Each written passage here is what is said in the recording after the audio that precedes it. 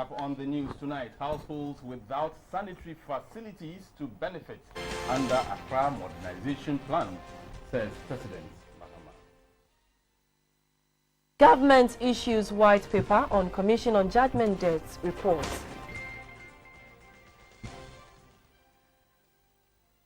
And lawmakers urge to back peace deal in South Sudan.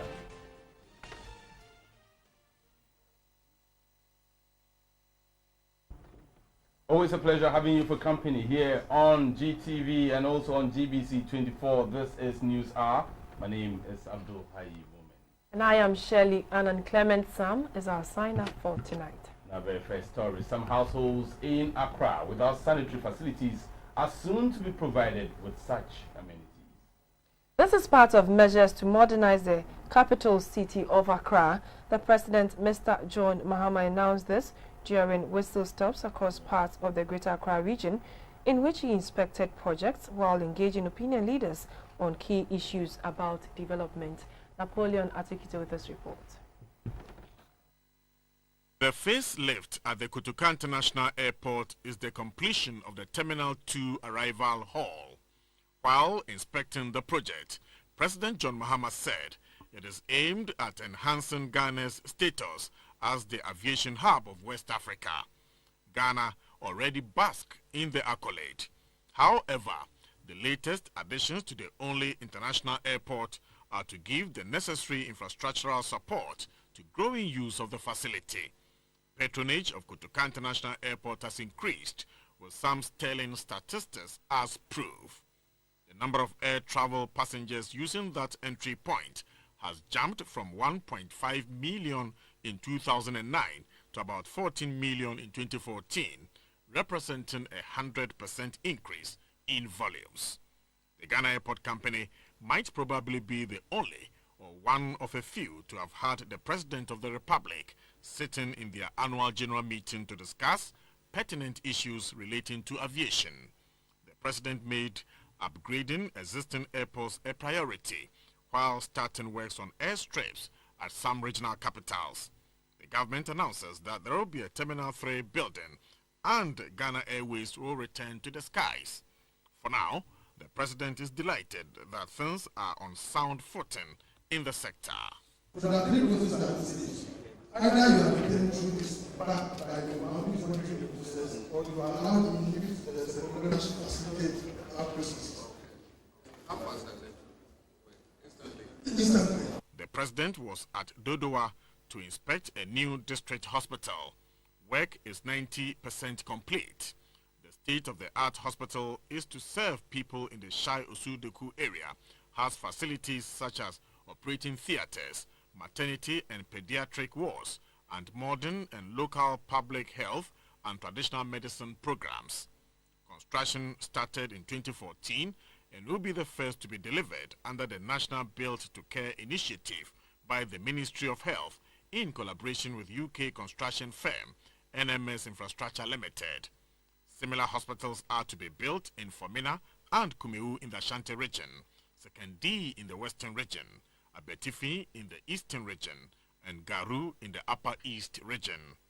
Each hospital will have 120 beds.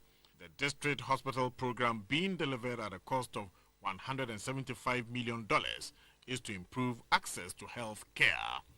The tip of the iceberg, we have 216 districts, and our policy says that every district must have a first-class medical facility like this. When you walk in, you can see that the quality of work is first class. It was the turn of the Greater Accra Regional House of Chiefs to meet with President Mahama at Dodowa. He also met with Gan Chiefs, the Willowmere of Accra and Zongo Chiefs of Accra. It was at this meeting the President announced that government has obtained $100 million for household toilets in selected parts of Accra. This support plans by the city authorities to phase out pan latrines from the system. Among the issues the President addressed, he appeared silent over demands by the Greater Accra Queen Mothers Association that government award the regional school feeding program to them. That request might probably trigger a debate or controversy, as government contracts are subject to open competitive tender. Napoleon Atukitu reporting. In other news, the government says it stands by its commitment to partnerships that promote global peace, security, coexistence and development. Vice President Mr. Arthur, who stated this, added that youth development takes center stage of any such progressive collaboration between the state and any private entity. It was occasioned by the launch of a youth leadership program and inspection of a 1,000-bed capacity girls' dormitory at the Tema Senior High School.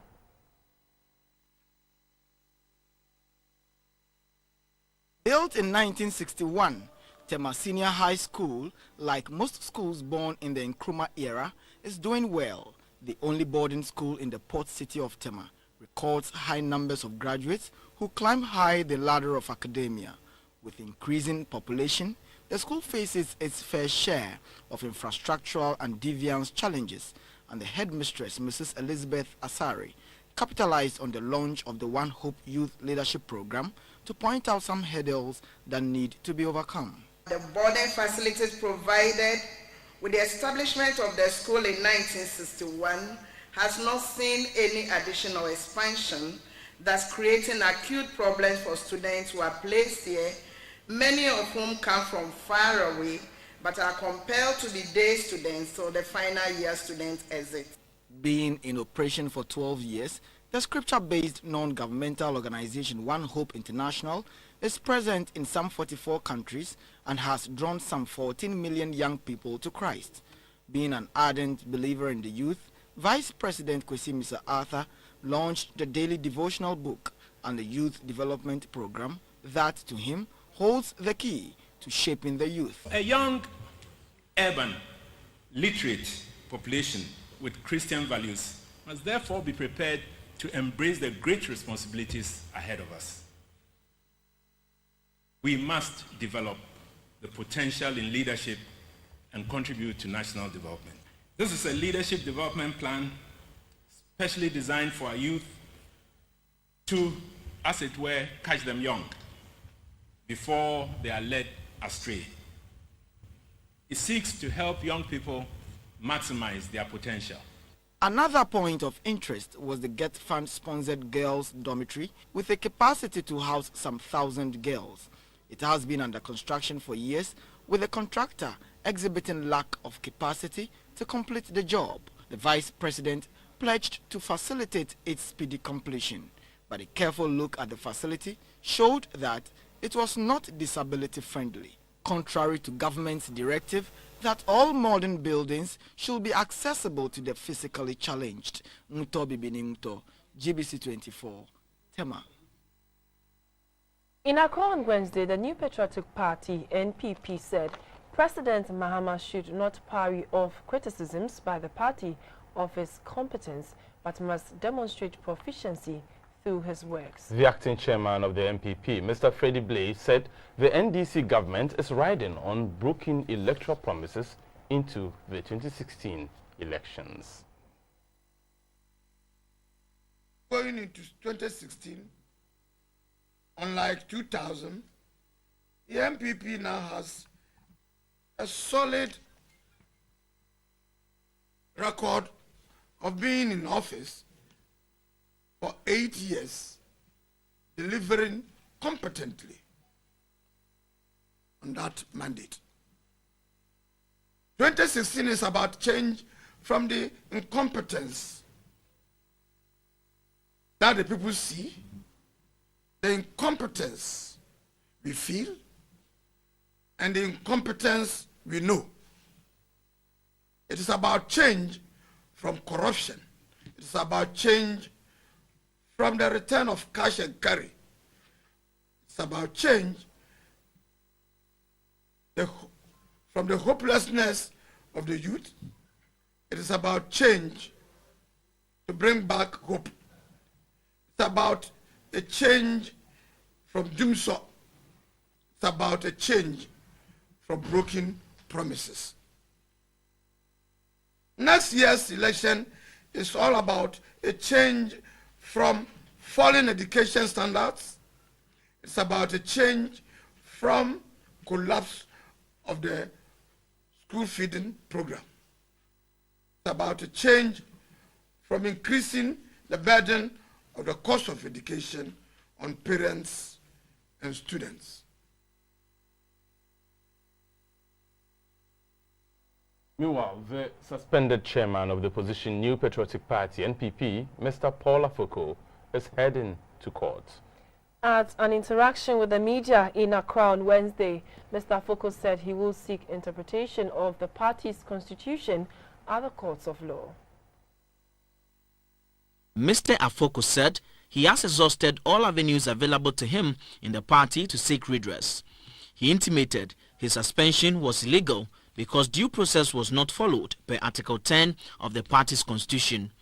Mr. Afoko said he is disappointed to see the MPP slip into an abyss towards destruction, hence his decision to go to court to defend the oath he swore at the National Delegate Congress in Tamale. He decried the shredding of the party's democratic credentials with intimidations, insult and abuse on air, physical attacks which has degenerated into intolerance of freedom of speech and dissent. The decision to suspend me is unconstitutional. The National Discipline Committee does not have jurisdiction to determine a matter with the effect of suspending indefinitely an elected party officer from office. He said it has to take at least 40% of delegates who elected him to petition for his removal. The affected officer will then be given an opportunity to appear before a committee set up by the National Council. The National Council can suspend the officer before an extraordinary delegate conference is convened to deliberate and make a decision on the matter. He said the suspension cannot exceed 1 month by the party's constitution. The second vice chairman of the MPP, Sami Krab, shared his views on why it is illegal for an unlawfully constituted NEC. If you have a bunch of people sitting down, illegally convening a meeting and further breaching by convening other meetings, just to sit and hear their own cases and judge, I think it's tantamount to a coup d'etat. It's a forcible takeover. Mr. Afoko cautioned if the illegal suspension in the party is not corrected, a flag bearer may be the next. The news, the Attorney General and Minister of Justice, Mrs. Marietta Bru-Appiah-Oppong, has presented government's white paper on the report of the Commission of Inquiry into the payments made from public funds on behalf of the state arising from judgment debts. Mrs. Marietta Bru-Appiah-Oppong urged all interested individuals and groups to thoroughly study the report and white paper for informed discussions of matters arising out of them. The report was presented by the Commission after a 2-year inquiry of all payments made between 1992 to 2012. The commission was led by Justice Yao Appeal, now Justice of the Supreme Court. Within the 2-year period, the commission was tasked to, among others, look into the causes of these payments and to make recommendations to ensure that government in the near future does not incur undue financial losses when it conducts business with private persons or institutions. After encountering several challenges in the process, the Justice Yao Appeal Commission finally presented its report to the President on May 20, 2015. In its report, the Commission made several findings and observations. The Commission found as a fact that the huge judgment debts paid between 2009 and 2012 were not debts contracted by the government of the day within those years. Majority of them were debts that had been outstanding for several years, but which previous governments took no steps to resolve. The said debts had therefore accumulated interest to unimaginable levels. The Attorney General says the white paper acknowledges some of the major factors that led to the payment of outrageous sums in judgments debt. Inadequate legal knowledge, expertise, and appreciation of the drafting of agreements binding public sector institutions. inadequate action or inaction by state attorneys to defend the Republic when there are cases against it. Ill intent of corrupt state officials, civil servants, citizens of Ghana, and expatriates to milk the state by taking advantage of the loopholes in Ghana's legal and administrative systems. She added that government is already implementing some of the Commission's recommendations. One of the things it says that we should do is to use the services of audit firms and the Auditor General to critically review some of these judgment debts. That's something we've already started anyway. If state officials act in such, well, public officials, state officials act in such a way that their conduct results in loss to the state, of course, they will be prosecuted. She thanked members of the Commission, the media, and all who contributed to ensure the success of the sole Commissioner's work. She urged all interested groups to get copies at www.gh.gov.gh or www.moc.gov.gh.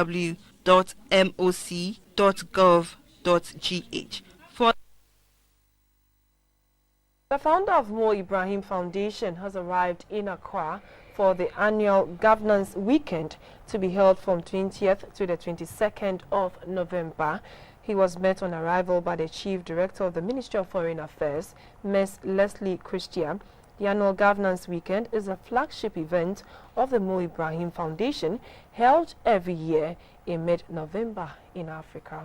The three-day event will convene prominent African political and business leaders, representatives from civil society, multilateral and regional institutions, as well as Africa's major international partners, to debate issues of critical importance to Africa. The weekend begins with a leadership ceremony which celebrates the Ibrahim laureates.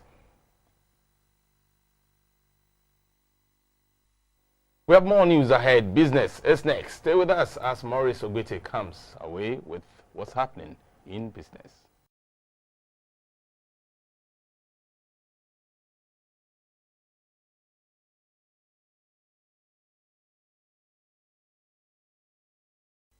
A very good evening. Still news are live on GBC24. Let's do business. My name is Maurice Ogbete. Now, today is African Statistics Day.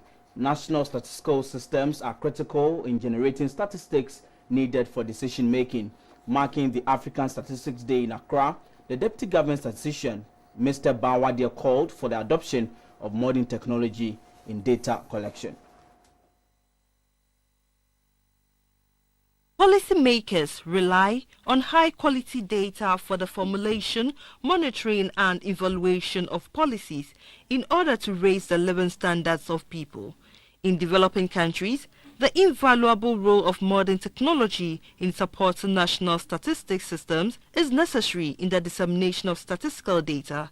The Deputy Government Statistician, Mr. Bawadie, said new technologies and strengthened national statistical systems serve as pillars for sound decisions by governments across the continent. The Ghana Statistical Service is taking advantage of the emerging technologies to improve upon its operations. For example, recent surveys and censuses conducted by Ghana Statistical Service have seen the use of improved technology, especially in data processing. And since the year 2000 population and housing census, the service has used scanners to capture data from censuses and surveys. The head of the Energy, Oil and Gas Unit of the Ministry of Finance, Dr. Kwedu Asenso, said government has undertaken institutional reforms in ensuring that data from the statistical service is timely and credible. Government has over the years demonstrated its commitment to the work of GSS by providing resources for the implementation of statistical activities, such as the conduct of sample surveys and censuses. Recently, government, with the support from development partners, provided resources for the conduct of the 2014 Ghana Living Standard Survey, the GLSS, and the 2014 Ghana Demographic and Health Survey. The results of these surveys, among others, have been produced and disseminated widely. The theme for this year's African Statistics Day is Better Data for Better Lives.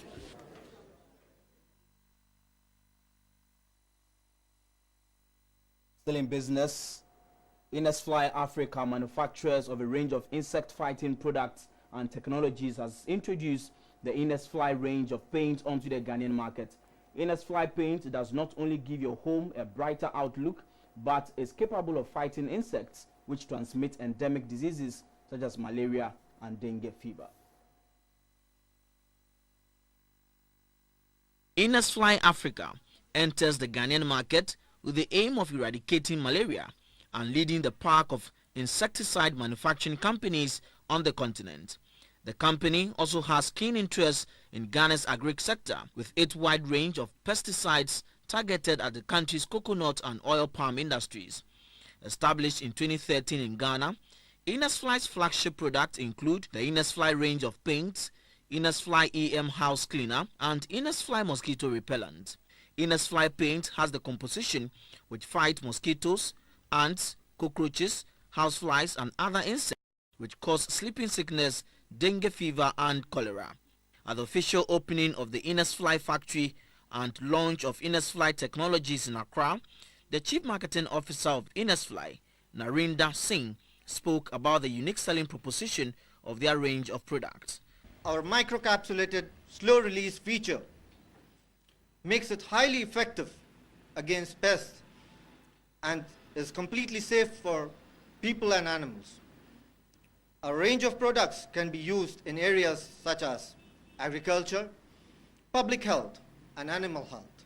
The Chief Executive of Fly Africa, Michael Sodding, noted the establishment of the company demonstrates the company's resolve to eradicate vector-borne diseases in Africa. Malaria, as you all know, causes over 1 million of deaths in Africa per year. The establishment of this factory is a true testimony of our long-term commitment to fight and control and eradicate vector-borne diseases, improve the health conditions of all Ghanaians, as well as create jobs. Fly Africa hopes to increase its product export to more African countries in the shortest possible time. It also hopes to put up factories across. The Minister for Finance, Seth Terkper, has urged business associations in the country to encourage their members to be more business-oriented than import-driven. He said this will reduce the country's trade deficit. Industries in Ghana have over the past few years cited the unstable power supply and the depreciation of the cedi as factors contributing to the losses they experience in their business operations. For many of them, the high cost of credit, currency fluctuations, high utility bills, and unstable power has led to most businesses collapsing and many others laying off workers. As the AGM of the Association of Ghana Industries, the Minister for Finance, Mr. Seth Terkper, said government will continue to invest into the energy sector to reduce the challenges being faced by businesses in the country. He said 845 megawatts of power is to be added to the generation capacity. He also said an Exim Bank bill is before Parliament to facilitate export trade by businesses in Ghana. The primary purpose is to finance export, notably high industrial and agricultural products, guarantee loans, provide export insurance, support SMEs and other businesses, and strengthen economic cooperation. The operations of the bank will support the nurturing and growth of the private sector in Ghana to address the long-standing problem of access to credit for expanded exports. The Chief Executive of AGI, Mr. Seth Chum Akwabwa, called on government to put the private sector at heart when implementing its policies. The fact that the policy rate is going up means that interest rate is going to be even higher. Meanwhile, we've been fighting for interest rate coming down. So an increase in policy rate tells you that it's a clear barometer or indicator that indeed we still have challenges in the macroeconomic environment, and the interest rate business are yearning to see downward trend. We are not seeing it. He also called on government to review the current electricity tariff structure to favor industries. At this point, we go over to the interbank market and get update of how the local currency is faring.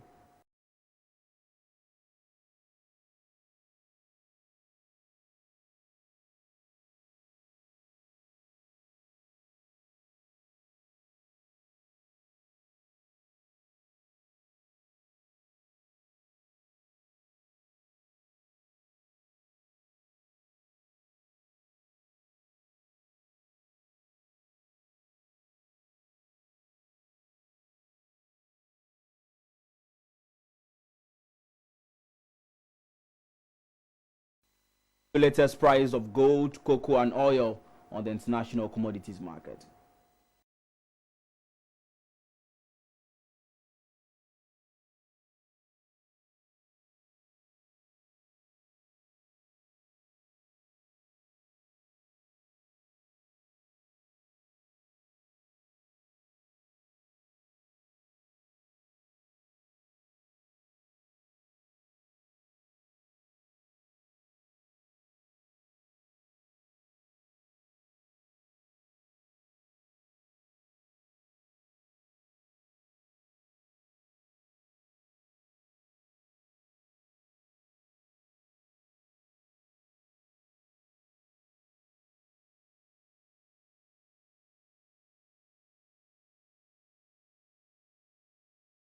And that was business brought to you by EcoBank, Airtel and Hisense.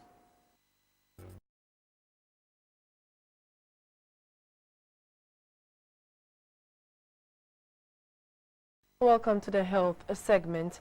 A pediatric consultant at the Kolebu Teaching Hospital, Dr. Ni Saki, is suggesting the payment of premiums by expecting mothers visiting antenatal care to support those at risk of delivering preterm babies. This is because cost of providing intensive neonatal care for preterm babies during and after admission at the hospital is expensive, and very often parents are unable to afford it. He was speaking at a forum to mark World Prematurity Day. A report by Sarah Ofori. In low-income countries, 1 in 10 babies are born preterm. In Ghana, about 50% of children at the neonatal intensive care unit at the Kolebu Teaching Hospital are preterm. The likelihood that these babies will spend months in the hospital before they are discharged is high. They do not only stand the risk of infections or death at the hospital, but also especially when they are discharged to go home. Mabel and Peter Saki are parents of a preterm baby. Mine was not even eating. She was so sick to the extent that she was only on antibiotic and drips.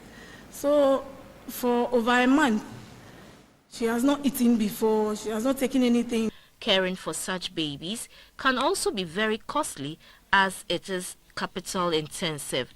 However, a pediatric consultant at the Kolebu Teaching Hospital, Dr. Ni Azri Saki, thinks something can be done about it. When there is a risk for which you want to, for which there's a possibility, but which you cannot bear as an individual, then you can group with others who are at a similar risk in order that those of you who are unfortunate enough to suffer the risk can get support from the others. So the idea will be that they will pay a premium, and if they are unfortunate enough to deliver early, then their monies can be grouped together to give to those who have had an early birth in order that they can support the NHIS, you know, and the other groups that help in order to make care a bit better for them. While it may make an exciting debate, Dr. Saki is calling for productive inputs concerning how such funds should be collected, managed and disbursed from the public and insurance scheme managers. 3-year-old Benedicta Ejiri has been diagnosed with a cancer of the eye in October this year. Her right eye was removed on account of the advanced nature of the cancer in that eye. Benedicta's left eye, which is the only source of vision, now is gradually becoming affected, and doctors have recommended a focal treatment which cost 10,000 Ghana cedis. She is therefore appealing to the public for financial support. According to Benedicta's mother, the cancer started as a whitish spot in her right eye and later worsened, resulting in the removal of that eye. The mother is unemployed due to her daughter's condition, and all efforts to raise the money for the focal treatment have proved futile. Doctors have advised that Benedicta must undergo this treatment in less than a month in order to preserve her life and vision.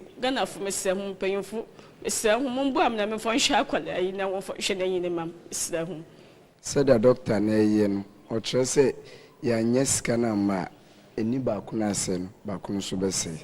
With a sreganafu, a srubia, mobo, nakacrubia, bibia, yambobuana, and fensayan. A total of 10,000 Ghana cedis is required for the surgery. Donations should be sent to the following account details: Unibank, Branch, Makola, account number 07001711222111. Alternatively, donors can call 057 35 99 615. Our health diary today focuses on asthma.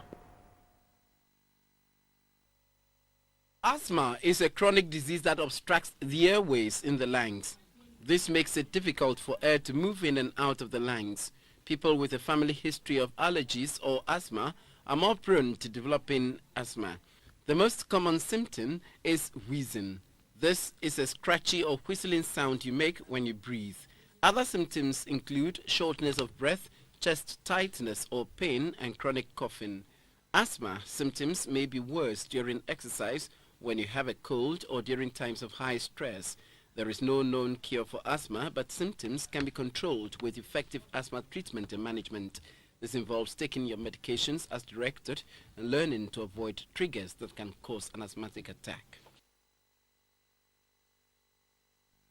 We have more news coming up. Please stay with us. Some other news now. The Ghana Broadcasting University College has organized a send-off party for two of its coordinators from the Engineering Training School and Radio Training School. The retirees were parted at the back for their hard work and diligence to the corporation. This is from your colleagues from the Engineering Training School. Something, again, very small to show that they love you. Please accept this, a moderate gift to you.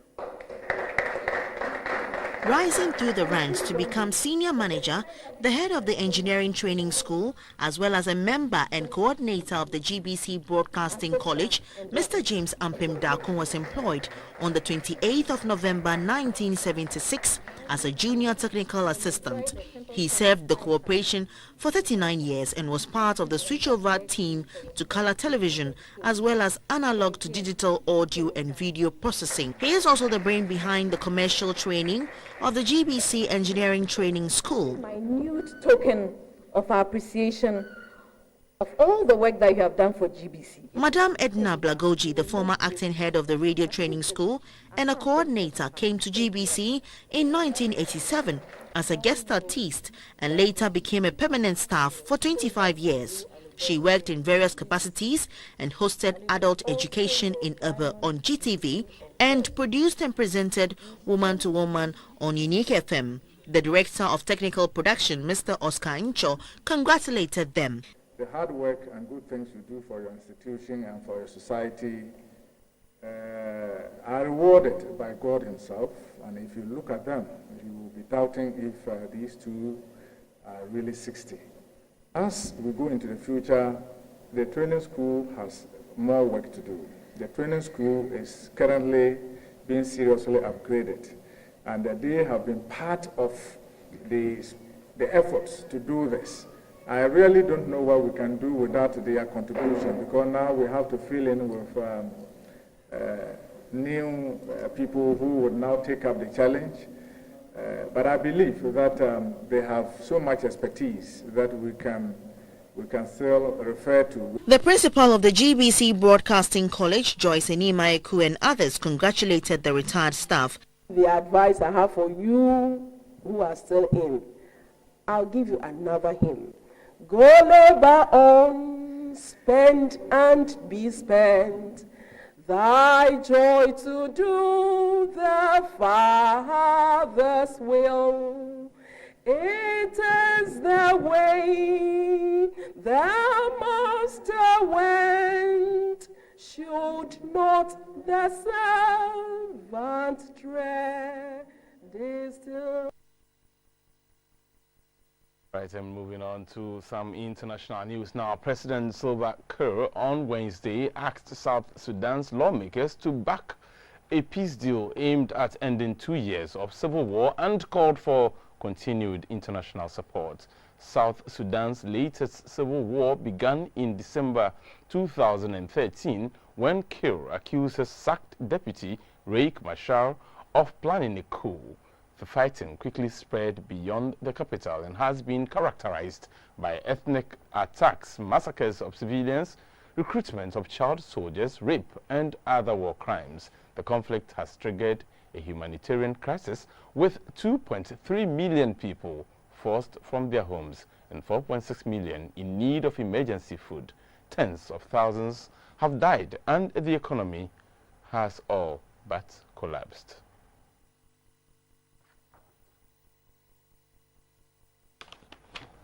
Senegal plans to ban women from wearing the full-face Islamic veil in public in an attempt to curb jihadi activity. The Interior Ministry says the move should not be seen as anti-Islamic, as Senegal was a mainly Muslim state. If the plan becomes law, Senegal will be the 5th African state to restrict the wearing of the full-face veil. In another move to target militants, all unregistered SIM cards are to be deactivated by the end of November. Last week, its President Macky Sall, Muslim, called for a fight against militant Islamists. Chad, Gabon, and Congo-Brazzaville have announced similar bans, while Cameroon introduced it in July. In its far north region, France caused an uproar in 2011 when it became the first European country to ban the full-face veil from being worn in public places.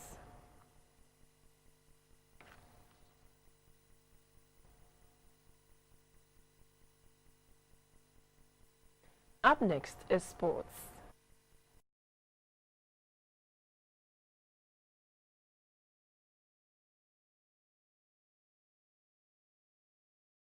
We'll bring you some sports news now. And England beat France 2-0 in the European Championship. Del Ali opened the scoring from outside the area and Rooney doubled the lead with a close-range volley from Raheem Sterling's cross. Here are some highlights. Michelin Tucker has entertainment news and she's standing by. We'll be back.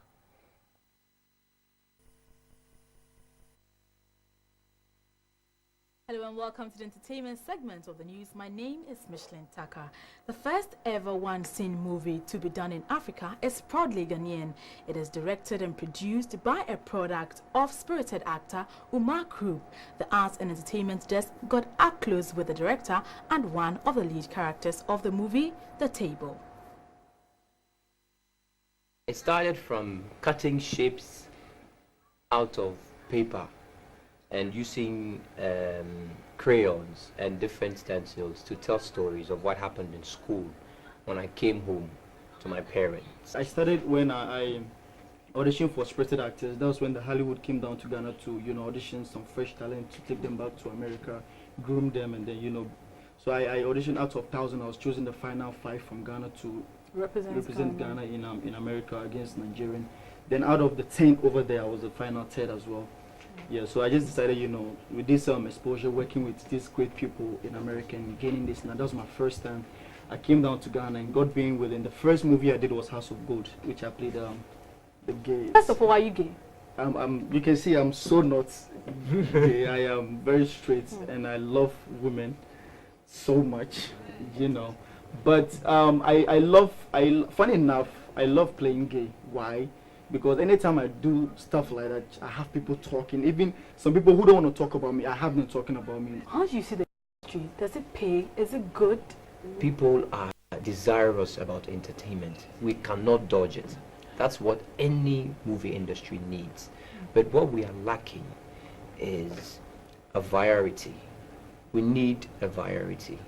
We need things to change hands. We need concepts to change hands from certain people a little bit. We need to upgrade our stories. Scripting. We need our scriptings are really poor. Our stories are not challenging. When is the movie premiering? Well, yeah, The Table is a one-scene movie as we. That's all on entertainment. With Up Next is the weather. With technical support from the Ghana Meteorological Agency. Welcome to the Weather Center. I am Eunice Kweku Tony. For the past 24 hours, the weather system has been characterized by hazy conditions over the northern and the transition portions of the country. We experience foggy patches over the forest and the coastal line.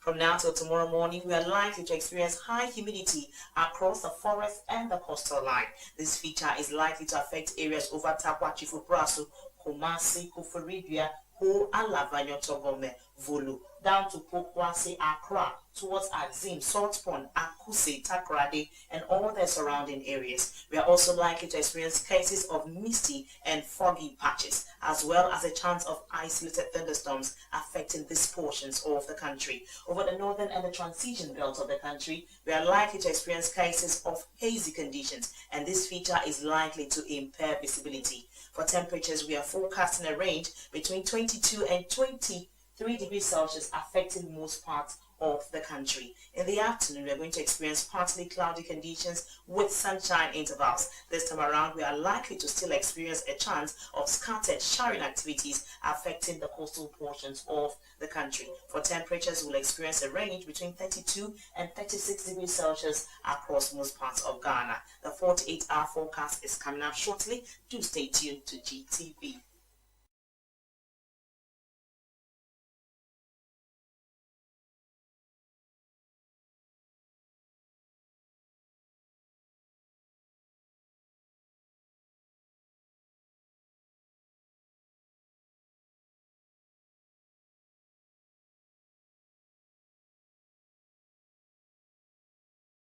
Thank you for joining me. See you same time.